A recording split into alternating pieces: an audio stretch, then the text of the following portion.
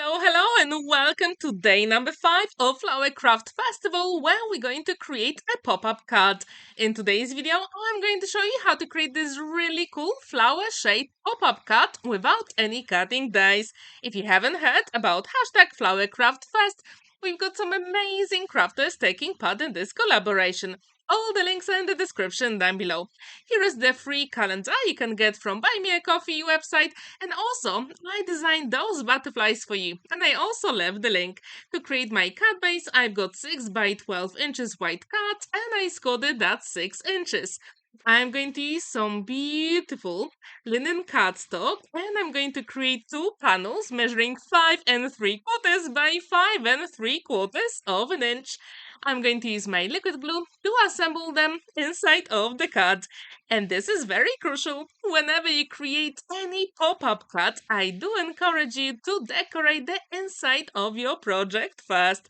Then I had a look at my stash and I decided to use my special papers from Crafter's Companion. I've got them for a pretty long time, so I thought today is the day. So I've got 2 panels measuring 5.5 by 5.5 of an inch. I wanted something a little bit plain, like you can see on the right-hand side, and something flowery on the left-hand side. Now we're going to create the pop-up mechanism for today's project. And I can tell you, it is really cool to create. So first I've got my scoring board ready, and I use 300 GSM card, 2 1/4 by 3.5. I'm going to score it at 1 3/4 of an inch, and I'm going to fold it in half. So then I decided to create a flap at the bottom measuring, let's say, around half of an inch. But you can do it the way you want. So this is what we want at the moment, and I folded it, and roughly from the score line at the bottom, I've got half an inch, and then I'm going to create, let's say, a diagonal line, but it's not exactly 45 degrees. So this is the mechanism for today's project. Really cool, right? Now we need to create the flaps for that mechanism, and now when I look at it, it looks like shorts to me. So when this is ready, I'm going to use my scoring tool to burnish those cone lines. And this is the crucial part of this mechanism, because you have to do it both ways. As I told you, this cardstock is 300 GSM. I really wanted to make sure it's going to hold up the flower that is going to be adhered to that mechanism. So that is the way to go. But with the flower you're going to create, I really suggest something lightweight cardstock, so I use 160. But I'm going to show you that in a moment. So as you can see, I'm going to fold it again, inside and outside, both ways. And when it's ready, so that, let's say, top triangle will go inside, and the flaps will go on that beautiful card we created. So now I've got 6 by 6 inches lightweight cardstock, 160 GSM. Now I'm going to fold it in half, use my scoring tool to burnish it, and then I'm going to create a triangle. So basically, I need 45 degrees here. So if you have a square panel, that is very, very easy, because all the lines are going to match. I mean, all the edges. You know what I mean, right? Again, I'm going to use my scoring tool to fold and burnish it. And we've got a really nice triangle. So it is a little bit like origami at the moment. So now we have to push those 2 triangles inside. So as you can see, I really take time to do it. And again, I'm going to burnish it with my scoring tool. And then you can decide what shape of petals you want to create. The choice is absolutely yours, and you can do it as many as you want. Today I decided to go with 4 petals because I was inspired by one of the videos on YouTube, and I will leave the link in the description down below so you can have a look. There is a guy who actually creates pop-up elements from absolutely amazing pop-up books, and I really suggest you go and have a look at his tutorial. So here I've got a scrap piece of paper and I'm drawing the shape of the petal. And if you're not happy with it, you can always adjust it. So as you can see, for my flower, this time I decided not to get the white card. I decided to have pink because later on I'm also going to add a little bit more color and dimension to it. And I'm going to show you step by step how to do it. So here I'm going to line up the scoring line on my template and the scoring line on my beautiful triangle. So I'm going to trace that shape so it actually looks like a heart. But as I told you, you can choose the shape of your petals, any that you want. So now I'm going to use my scissors to fussy cut it and my flower shape is going to be ready. It's always a good idea to actually use an eraser as well. So what do you think about those petals? Do you like it? Now I can actually see the shamrock here. So if you want, you can also use that template for St. Patrick's Day in March. Here I'm going to use two distress oxide inks in Kish Flamingo and picked raspberry to add some colors on the edges. And it's always a good idea to start with the lighter color first and then on the edges add the little bit darker one. That really gives the dimension and interest to your project. If you haven't heard about Flower Craft Fest, we've got Benita, Katarina, Lisa, Marta, Mel, and Monika PaperMona. And all these amazing crafters create some beautiful projects throughout August. All the links to the YouTube channels are in the description down below. And we also have Denise and Jenny who also joined that challenge. So if you'd like to take part, all you have to do is to get my free calendar from Buy Me a Coffee website, and I left the link in the description down below. And there you can see all the prompts for the entire August. And the theme is obviously flowers. But don't forget to use that hashtag FlowerCraftFest on your social media so you can see your projects. So here, as you can see, I'm adding some color inside of my flowers using alcohol markers. And then I decided to also use some pink as well, just to give it a little bit more interest. But if you want, you can skip that process. The choice is absolutely yours. And I wonder, what is your totally favorite flower? Mine is sunflower, and I will have a very special project for you very soon. I actually already created the shaped flower cards, so stay tuned for that. And as I told you, go to all the amazing crafters, including Monika, PaperMona, Mel, Marta, Lisa, Katarina, and Benita. And don't forget about Jenny and Denise, because their projects are simply gorgeous. So now when I'm happy with it, I can actually assemble my flower on the pop-up mechanism. And it is actually pretty easy to do. But then you have to put it inside of the card. So then decisions. And I'm going to show you my trick how to do it. So it's always a good idea to do a dry run first with any pop-up mechanisms, because I really want to make sure the flower is going to be inside of the card when I close it. So my trick here is to actually put everything where I wanted, then close the card to see if it's going to work. So as you can see, I'm trying really hard with that petal just to touch the bottom edge of my card. And that really worked. So when I'm happy with it, I'm going to add my liquid glue here and then assemble the flower. And what's really good about any liquid glue, you do have time to maneuver the elements. So if you make a mistake, you can easily adjust it. And that's what I did a little bit later with the leaves, which you're going to see in a moment. So now when I'm happy with it, I'm going to place my flower here.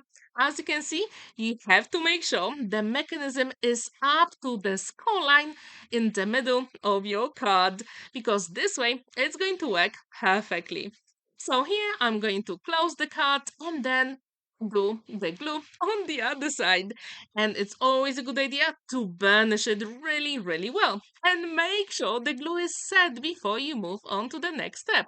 So we actually have a 3D flower here. If you want, you can skip the option with the leaves, but I really wanted to add them. But the choice is absolutely yours. So here I'm going to use some green card from my stash and this one is 160 GSM as well. I'm going to cut only the panel I need, and roughly in the end, it's going to be around, let's say, 3.5 of an inch. So when you fold it, it's going to be 1.75 of an inch. Here I'm using the bigger size first because I really wanted to make sure I've got enough space. So I'm going to create a line here. As you can see, it's going down on the diagonal. And now we can draw the shape of a leaf. But on the left-hand side where we've got the fold, we cannot cut it. So I'm going to leave a tiny, tiny bit there.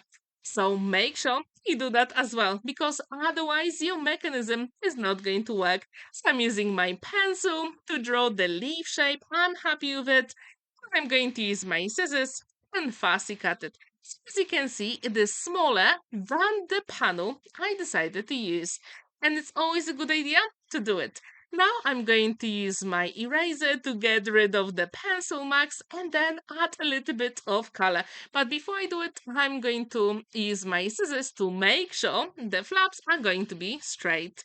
And it's always a good idea to do it, especially for all the pop-up mechanisms. So now I'm going to use the scrap piece of paper you saw earlier, and I'm going to add some color using my distress oxide inks and also some alcohol markers as well. So here I'm going to use my pine needles, lucky clover, and ground espresso. I'm going to use my ink blending tool. Obviously, you can skip that process, but I really want to add something extra to my cards. So far, we've got 5 different projects for hashtag Flower Craft Fest. And I really, really wonder which one is your favorite. Please let me know in the comments down below. And for all those pop-up cards today, I really want you to have a look at Benita, Katarina, Lisa, Marta, Mel, and Monika, PaperMona, and tell me which of the amazing pop-up cards you liked the most, because every single one is different, and that's what I really like about this collaboration and challenge. So now when I'm happy with my leaves, I'm going to place them. So this time I'm going to put them on a different angle, like I did with the flowers. Actually, the other way around. And again, you have to make sure that the leaves don't come out from your card. So here, always do a dry run. And if you make a mistake, you can always actually maneuver it when you use a liquid glue. So I wasn't very happy with the first placement of my leaves here, so I did adjust them in a moment. But if you use a liquid glue, it is absolutely fine. And if you have a tiny bit of paper left there, don't worry, you can always cover it. And I think I did it with tiny butterflies there, which you can't really see here. So here I'm going to change the shape. As you can see, actually the angle of my mechanism, I really want to make sure the leaves don't really come out of the card when it's closed. So when I'm happy with it, I'm going to close the card, burnish it, and then it's going to be absolutely fine. Now I'm going to add a little bit more glue here because I only did it on the other side. And when it's ready, I think the card looks stunning. How often do you create pop-up cards? And if you do have your favorite, please let me know which one is it. So the card inside is ready. Now we're going to decorate the front of the card. And to do it, I'm also going to use the beautiful color.